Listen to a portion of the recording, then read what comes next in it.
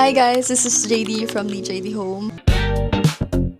We are a modular cabinet maker and today, samahan niyo ako kasi papakita ko kung paano kami gumawa ng cabinets. So from designing stage to CNC cutting to edge banding. So tara. So this is the design na present namin dun sa client namin. So ito yung bubuuin natin, kitchen. Kitchen, also meron din tayong closet. So ito siya. Meron ding kids study and closet. Tapos may bench area, study area, closet. Pinapakita muna namin yung 3D rendered, yung kanina. Tapos proceed na kami sa cut list, which is this one. Ito yung isang board. Makikita natin dito kung paano siya ika-cut, kung anong sukat niya. Yun. Magiging super dali nito sa pagbuo. So makikita mo dyan, may mga names na, may measurement. Ito na lang yung susundin natin. So after this one, pag may ganito na tayo, pwede na tayong mag-proceed sa CNC machine natin, which is nandun sa labas. Tara, samahan niyo ako. Okay guys, so nandito tayo sa CNC machine natin. So, nagpa-load na ako ng board na gagamitin natin. I-operate na natin siya. So sa ngayon, ako pa lang yung nag-ooperate kasi ako pa lang yung marunong mag-operate na to. But later on, ituturo ko din naman sa kanila para sila na yung mag-ooperate.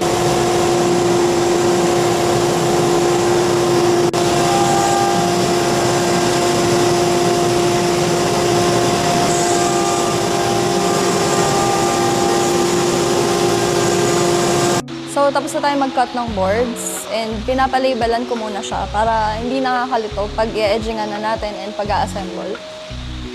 Ito yung cut list na sinasabi ko kanina. Tapos, ito na yun. Same siya sa na-cut natin.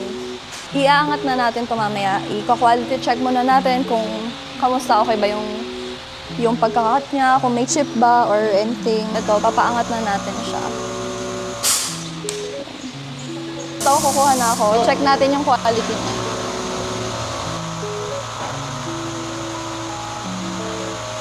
You can see naman, okay naman yung pagkakat niya. Wala siyang chip. And meron na din siyang butas for concealed. And now, let's proceed to edge band machine.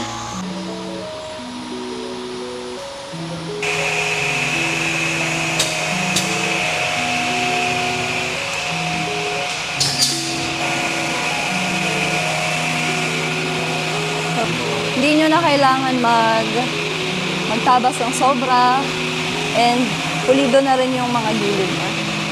So, tapos na tayo mag-edging and as you can see, lahat ng boards na to naka-edging na. So, na-quality check na rin siya. Ang next step na natin is mag-assemble na tayo ng boards, which is yun ang gagawin ng mga tao natin. If you wanna see kung anong itsura niya pagbuo na and pag mag-assemble na tayo dun sa job site mismo, don't forget to subscribe and follow for more updates. So, thank you guys. Bye!